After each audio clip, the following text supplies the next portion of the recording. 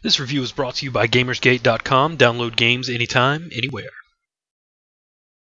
Hey guys, Dustin here, and this is Doom 3 BFG Edition on my PC. Way back in 2004, this game was released on PCs and the original Xbox, and it was a pretty divisive game, with this game leaning more towards trying to build atmosphere and relying on monster closets. It kind of lacked the frenetic action that made the initial two Doom games fun.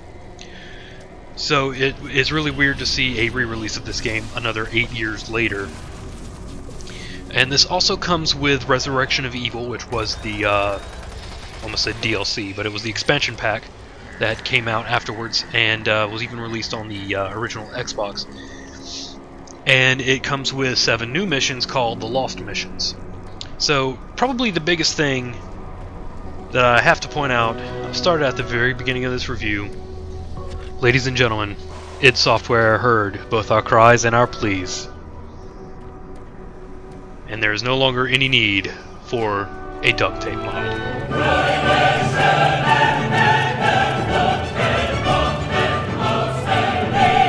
That's right, guys, you can actually point a flashlight and a gun at the same time in this game. It kind of breaks it in spots, but more often than not, it is welcome. This was a big deal back when this game first came out because you couldn't hold a weapon and your flashlight at the same time, so you either had to choose between being able to shoot something or being able to see something. Now, what has not changed is Doom 3's really weird cadence and pacing. The majority of the game's design is you walk into a room, you pick something up, it activates a monster closet. Or you walk through a space that automatically triggers a monster closet.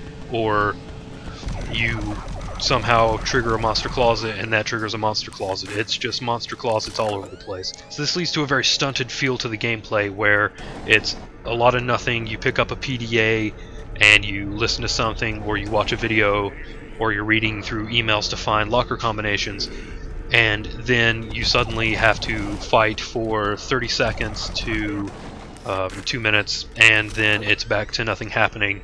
But it is nothing like the shooters that are popular today. Also, the weapons that you use, they do not fire the way that weapons fire in your Modern Warfares or your Battlefields or your Medal of Honors. They are, I think, intentionally made to be very slow firing. Most of them feel like they lack any lethality. You have to shoot enemies a lot of times, and that's not really a detriment to the game. It's kind of expected. That's kind of what you get with Doom 3. It's to make the enemies that you're facing feel intimidating and powerful. But it may be kind of a turnoff for people who have grown up playing the games as of recent, and you're not going to get, 360 no-scopes in Doom 3. It's just not that kind of game.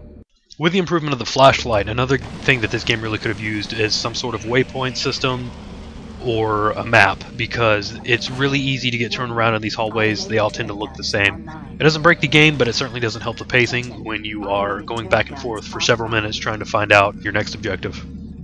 And that really hurts the game's pacing because of the fact that this game is so long. It actually took me about 10.5 hours to get through this on my first playthrough. And by the time I was done, I kind of felt like Doom 3 had kind of worn out its welcome, and that it should have ended about 2 hours sooner. Especially towards the end of the game, where you begin to see that all of the objectives are really just put in there for padding. A lot of the times it's like, you have to get up this elevator, but you can't because the power's off, and you have to get to the power generator, but to do that, you have to get a PDA that has a security clearance that will allow you through the door, and you just begin to see all these really... you start to see that the game is padded, and it really could have been cut short. Speaking of pacing, both Resurrection of Evil and the Lost Missions choose action over atmosphere, so I actually found Resurrection of Evil and Lost Missions both much more enjoyable than the initial release of Doom 3. And there's one really big reason for that. It's 3 words. Double barrel shotgun.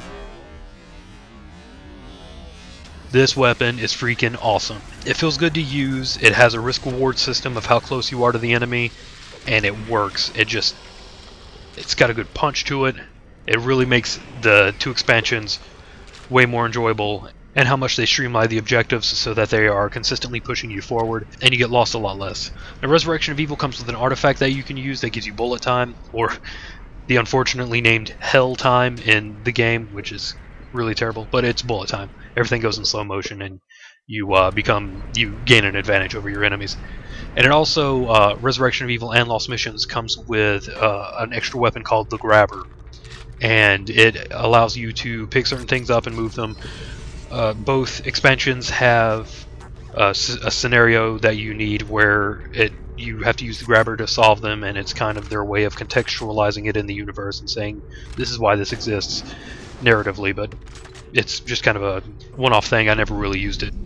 Also included in Doom 3 BFG Edition is Dooms 1 and 2, and that's not really a big deal. You can pretty much download and play those on anything nowadays, but they do have Steam and Xbox Live achievements or PS3 trophies, so if you want to play those games and get trophies for them, this is the way you can do it.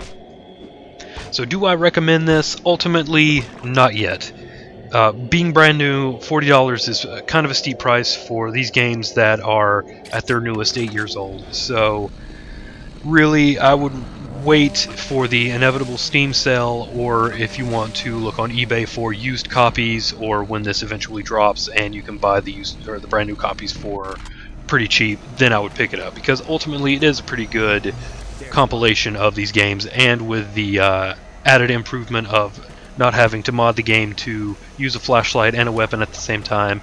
If you want to get this on consoles, it would be a great purchase there if you get it cheap. So guys, thank you for watching. Please show us some love by throwing us a like, a comment, and a subscribe. Check us out on g2po.com if you are watching us on YouTube, and check us out on YouTube if you're watching us on g2po.com. If you really like what you saw, do us a favor and favorite and share this on Facebook and Twitter. It really helps us to get out there, and then we can spend more time doing this and providing you with awesome reviews and quick looks and so forth. Again, I'm Dustin for Classic Elite, and I will catch you next video.